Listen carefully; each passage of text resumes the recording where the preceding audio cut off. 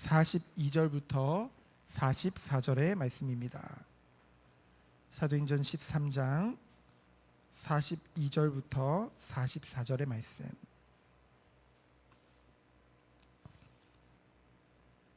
우리 다 같이 합독하도록 하겠습니다. 그들이 나갈새 사람들이 청하되 다음 안식일에도 이 말씀을 하라 하더라. 회당의 모임이 끝난 후에 유대인과 유대교에 입교한 경건한 사람들이 많이 바울과 바나바를 따르니 두 사도가 더불어 말하고 항상 하나님의 은혜 가운데 있으라 권하니라. 그 다음 안식일에는 온 시민이 거의 다 하나님의 말씀을 듣고자 하여 모이니. 아멘. 이번 주 오늘 함께 나눈 말씀의 제목은 항상 하나님의 은혜 가운데 있으라입니다. 오늘 이제 함께 나눌 본문은 창세기 13장 4절부터 사도행전 13장 4절부터 52절의 말씀인데요. 이제 바나바와 바울이 이제 안디옥 교회에서 이제 선교지로 파송을 받게 되어졌죠. 그것을 우리가 수요예배 때 함께 나눴는데요. 이제 첫 선교지인 구브로 섬에 도착했습니다. 그래서 어떻게 했어요? 회당을 두루 다니며 복음을 전하고, 복음을 전함에 따라 이제 구브로의 이제 행정 도시 수도라고 할 수 있죠. 그 바보라는 그 지역에 도착하게 되어졌습니다. 근데 그 바보에는 바예수라는 거짓 선지자요 마술사가 있었어요. 주석에 보면은 박수 무당이라고 했거든요. 귀신 들린 자죠. 그런 사람이 있었어요. 그 자가 어떻게 했습니까? 바나바와 바울을 대적하여 이 총독이 복음을 듣는 것을 이제 방해하게 되어지죠. 그때 벌어진 일이 이제 이때전에 나오는데요. 성령의 역사를 막을 수 없다는 것이죠. 구절에 보면은 뭐라고 했습니까? 바울이 성령이 충만하여라고 했습니다. 그러면서 뭐라고 했어요? 그를 주목하고. 이 바예수라는 그 거짓 선지자가요, 이 마술사가요, 지금 복음을, 이 하나님의 말씀을 전하는 것을 지금 방해하는데요. 주목한다는 것은 그 눈을 똑바로 봤다는 거죠. 그러면서 뭐라고 했어요? 10절에 보면은 이 거짓이 가득하고 이 악행이 가득한 자야. 그러면서 뭐라고 했습니까? 마귀의 자녀예요. 이 마귀의 자녀라는, 이 마귀라는 뜻은 디아블고라고 해서 이제 헬라어로 보면은 디아블로스의 원형입니다. 그 뜻이 뭐냐면요, 비방하다, 중상, 모략하다는 뜻이에요. 그래서 마귀의 자녀라 함은 바예수가 지금 거짓 선지자로서 거짓된 중상모략과 비방을 끊임없이 함으로 해서 이 복음이 전파되는 것을 지금 방해하려고 하고 있거든요. 막으려고 하고 있거든요. 그를 향해 뭐예요? 이 마귀와 같은 사람이라고 지금 이제 바울이 그를 향해 얘기하는 거죠. 그러면서 11절에 보면은 뭐라고 했습니까? 보라, 이제 주의 손이 내에 있으니 내가 맹인이 되어 얼마 동안 해를 보지 못하리라. 왜 얼마 동안일까요? 이제 회개의 기회를 주는 거죠. 그러니까 돌이킬 수 있는 기회를 주는 것입니다. 근데 오늘 이 일대지 말씀을 통해서 우리는 무엇을 알 수 있나요? 그 어떤 방해도, 사단의 관계도 성령 충만한 사람, 그 하나님의 말씀 앞에 무력해질 수밖에 없다는 거죠. 무너질 수밖에 없다는 것입니다. 그 무엇도 하나님의 말씀을, 그리고 성령의 역사를 막을 수 없다는 것이죠. 그래서 여러분, 정말로 여기 모인 우리 성도님들이 이 사도행전에 나왔듯이 오직 성령이 너에게 임하시면, 예수님 말씀하셨죠. 우리가 성령 충만할 때 그 어떤 것도 문제가 되지 않는 줄 믿습니다. 그러면서 두 번째 뭐라고 했어요? 비시디아 안디옥에서의 전도죠. 13절부터 41절입니다. 15절에 보면 뭐라고 했어요? 형제들아, 백성에게 권할 말이 있거든. 이 말은 뭐냐면요, 그 유대인의 회당에서 이 말씀을 가르치던 그 유대 종교 지도자들이 이 바나바와 바울을 봤더니 완전히 유대인이거든요. 그러니까 그들에게도 혹시 할 말이 있거든 한번 해봐라 라고 얘기를 한 거죠. 그때 16절에 보니까 바울이 뭐라고 했습니까? 이스라엘 사람들과 하나님을 경외하는 사람들아. 여기서 이스라엘 사람들은 유대인을 말하죠. 그리고 하나님을 경외하는 사람들은 누구를 말합니까? 이방인을 말하는 거예요. 이 고넬료가 이방인으로서 첫 복음을 받았잖아요. 그 고넬료도 경건한 자요, 하나님을 경외하는 자라고 했거든요. 하나님을 경외한다는 말은 무엇입니까? 하나님의 말씀을 존중히 여기고 자기의 주관자가, 자신을 주관하시는 분이 하나님을 알고 경건하게 사는 것, 그것이 바로 경외하는 사람이거든요. 그래서요, 지금 이 시대를 볼 때 이 시대의 문제를 무엇이라고 여러분은 생각합니까? 갈수록 하나님을 경외하는 사람들이 없어지고 있어요. 하나님을 경외하지 않는다는 것은 무엇입니까? 하나님을 사랑하지 않는다는 거죠. 그러니 하나님이 두렵지 않은 거예요. 그러니 하나님이 마음에 없는 거죠. 그러다 보면 어떻게 됩니까? 하나님의 말씀을 존중히 여기지 않아요. 그러면서 뭡니까? 그 하나님의 말씀보다는, 하나님의 주권보다는 내 기준, 내 생각, 내 고집이 갈수록 커질 수밖에 없다는 것이죠. 자기를 부인할 힘이 없는 거예요. 그러면 어떻게 될까요? 갈수록 교만을 향해 갈 수밖에 없고, 그렇다고 한다면 그러한 자들에게는 하나님께서 역사하실 수 없다는 것이죠. 성령이 역사하실 수 없다는 것이죠. 그래서 우리 여기 모인 우리 모든 성도님들은 한 사람 한 사람이 정말로 마음을 다해서 하나님을 사랑하고, 정말로 살아계신 하나님이 지금 나와 함께 하시며 나의 모든 것을 주관하고 계심을 인정하고, 우리가 하나님을 우리의 주님으로, 아바 아버지로 섬기며 인도받는 우리 모든 성도님 되어지기를 예수 그리스도의 이름으로 축원드립니다. 그러면서 17절로 41절을 보면은 이제 복음을 증거하게 되어져요. 복음의 내용이 나와 있습니다. 이제 이스라엘을 택하심과 그 이스라엘을 택하셔서 애굽의 종된 곳에서 출애굽하게 하시고 광야로 이끄시고, 그리고 사사시대를 거쳐 이제 왕정시대도 이제 거치게 되어지죠. 그 모든 것들을 통해서 약속대로 이 땅에 오신 예수 그리스도를 증거하고 있습니다. 이 모든 것이 구약에 예언된 성취로 이 땅에 예수님이 오셨음을 분명하게 증거하고 있죠. 그러면서 뭡니까? 그 예수님이 오셔서 많은 고난을 당하시고 우리의 죄를 위해서 십자가에서 죽으시고요. 근데 그 죽으신 것도 뭐예요? 예수님이 약해서입니까? 아니죠. 하나님이신데요. 약속대로 우리의 죄를 사하시기 위해서 십자가에서 대속물로 죽으신 줄 믿습니다. 그것을 증거했고요. 거기서 끝난 게 아니죠. 약속대로 3일 만에 부활하신 것, 그리고 지금 성령으로 우리와 함께 있는 것, 그것까지 정확하게 증거하고 있는 것입니다. 그러면서 38절에 보면 뭐라고 했어요? 너희가 알 것은, 이 사람 누굴 말합니까? 예수 그리스도를 말하죠. 이 사람을 힘입어 죄사함을 너희에게 전하는 이것이라. 바울이 전하는 복음의 핵심은 무엇입니까? 오직 예수님을 믿어야만 죄가 사함을 받고 구원받는 그 복음에 대해서 말하고 있는 것이죠. 그러면서 39절에 보면 뭐라고 했습니까? 모세의 율법으로는 너희가 의롭다 하심을 얻지 못하던 모든 일에도 누구를 통해서요? 누구를 의지해서요? 이 사람 곧 예수 그리스도를 힘입어서 믿는 자마다 의롭다 하심을 얻는 이것이라. 믿음으로 의롭게 되어지는 이 신칭이 구원의 복음에 대해서 정확하게 증거하는 것이죠. 그러면서 41절에 보면은 이제 하박국 선지자의 유다의 경고를 냈던 그 예언의 말씀을 인용하면서 뭐라고 했습니까? 듣고도 믿지 않는 사람들을 향한 경고 또한 하고 있습니다. 그럼 마지막으로요, 42절로 52절에 보면은 오늘 함께 읽었던 본문인데요, 진짜로 믿는 자들의 반응이 나오게 되어집니다. 진짜 믿는 자들이요. 42절을 보니까 어떻게 했어요? 이 복음의 말씀을 들은 이 자들이 그들이 나갈새 사람들이 청하되 다음 안식일에도 이 말씀을 하라 하더라. 말씀을 사모하죠. 그러면서 43절에 보니까 뭐라고 했습니까?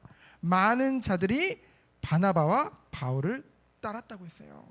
그렇죠? 말씀이 있는 곳에, 은혜가 있는 곳에 함께한 것입니다. 그러면서 그들에게 바나바와 바울이 뭐라고 정확하게 말을 하죠? 하나님의 은혜 가운데 있으라 권하니. 이 원어로 헬라어로 해석을 해보면은 거듭 설득하고 있대요. 뭐라고요? 하나님의 은혜 가운데 있으라. 떠나지 말고 이 안에 있어라. 너희들은 들은 이 복음의 말씀 안에서 살아라. 지금 말하고 있는 거죠.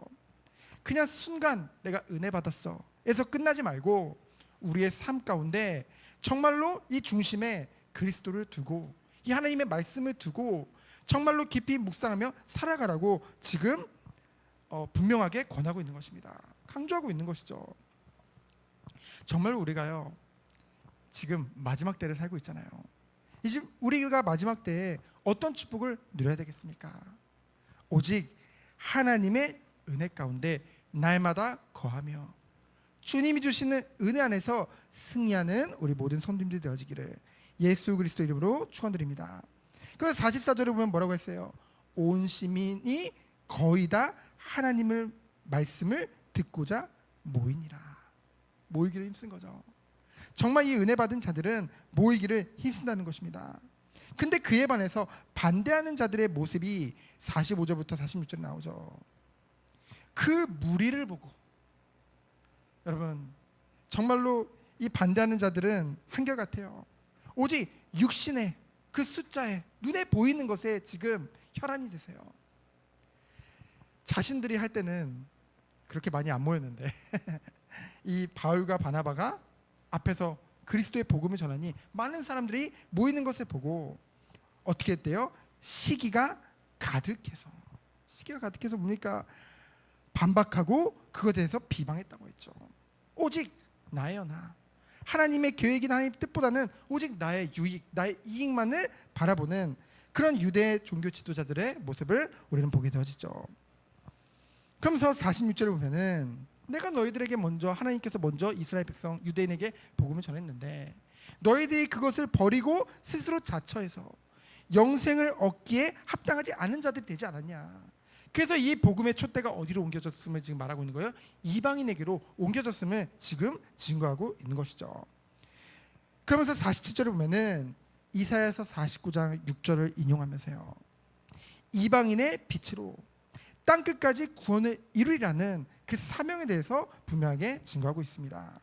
그때 48절에 보면은 이방인들이 듣고 기뻐하여 하나님의 말씀을 찬송했다고 했어요. 그래서 중요한 건 뭡니까? 영생을 주시기로 작정된 자는 다 믿더라. 아무나 믿는 것이 아니에요. 하나님이 창세 전부터 사랑하시고 그 구원을 계획하시고 예정하신 하나님의 택정함을 입은 자들은 다 믿더라. 여기 모인 모든 선도님들은 하나님의 택함을 받아 오직 예수님을 믿음으로 그 은혜로 말미암아 구원을 얻은 줄 믿습니다. 믿음으로만 하나님 앞에 의롭다함을 얻고요, 오직 믿음으로만 우리가 하나님을 아버지라 부를 수 있는 것이죠. 그래서 이 복음이 49절에 보면 두루 퍼졌어요. 물론 이 말씀이 계속 퍼지니까 50절에 보면은 또 이 유대 종교 지도자들이 거짓 선동을 하고요, 박해를 하고요, 쫓아냅니다. 하지만 그들과 대적하기보다는 어떻게 해요? 발에 티끌을 털고, 그건 예수님이 제자들에게 말씀하셨던 명령이죠. 티끌을 털고 어디로요? 이고니온으로 이동해서 그곳에서도 복음을 증거하게 되어집니다. 근데 중요한 게 있어요. 52절에 보면은 제자들은 기쁨과 성령이 충만하니라 라고 했죠. 여기서 말하는 제자들은 예수님의 제자들을 말하는 것이 아닙니다. 사도들을 얘기하는 게 아니에요. 누구를 말하냐면은 이 바시니아 안디옥에서 믿음을 새롭게 받은 그 새신자들을 말합니다. 그 새신자들이 이게 뭐예요? 기쁨과 성령이 충만했다고 했죠. 정말로 우리가 하나님의 말씀을 듣고 복음을 받고 회개하여 새 사람이 된 자들의 특징은 이거예요. 뭡니까? 기쁨과 성령이 충만하더라. 결론입니다. 우리는 지금 마지막 때를 살고 있습니다. 성경에서 나왔던 그 마지막 때, 죄가 가득한 그 시대를 지금 살고 있거든요. 제가 이번 주에 어떤 같이 교제하는 목사님을 만났는데요. 그 목사님은 이제 미국에서 공부를 했거든요. 미국의 칼빈 신학교에서 공부를 했는데, 그 목사님이 미국에서 같이 공부했던 친구들이 이제 이번에 교회에 이제 얼마 전에 방문을 했대요. 그분들이 이제 미국에서 목회하시는 분들도 계시고, 뭐 한국에서 뭐 종신대나 여러 곳에서 교수도 하시는 분들도 계신데요. 근데 그 중에 두 분이요, 미국에서 지금 목회를 하는데 쫓겨났대요. 이번에 쫓겨난 이유가 뭔지 아십니까, 여러분? 저는 정말 충격이었는데요. 동성애가 죄라고 얘기했다고 해서 그 교단으로부터 이제 한국으로 추방을 당한 거예요. 우리나라에게 복음을 전해줬던 미국과 유럽의 많은 국가들이 지금 그렇게. 그래서 저는 저의 가까운 목사님의 친구가 그런 일을 당했다고 하니까 더 진짜 가깝게 느껴지더라고요. 그러면서 저에게 영적 긴장감이 왔습니다. 영적 긴장감이 다시 한번 오면서요, 그래, 우리가 지금 무엇을 할 때냐? 정말 지금은 기도할 때구나. 정말 기도할 때구나.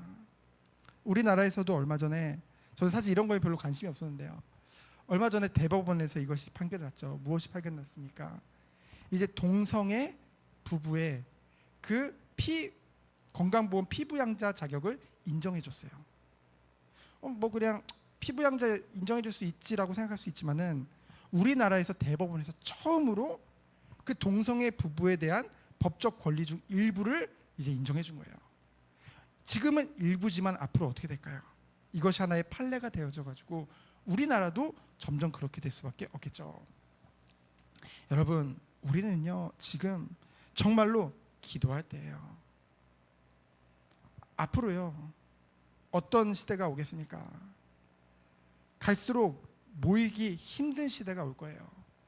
정말 우리가 하나님 앞에 이렇게 모여서 예배 드리려고 하면은 정말 우리가 우리 가진 것을 다 포기하고, 심지어는 생명을 걸어서라도 예배할 그날이 앞으로 오게 되어진다는 거죠.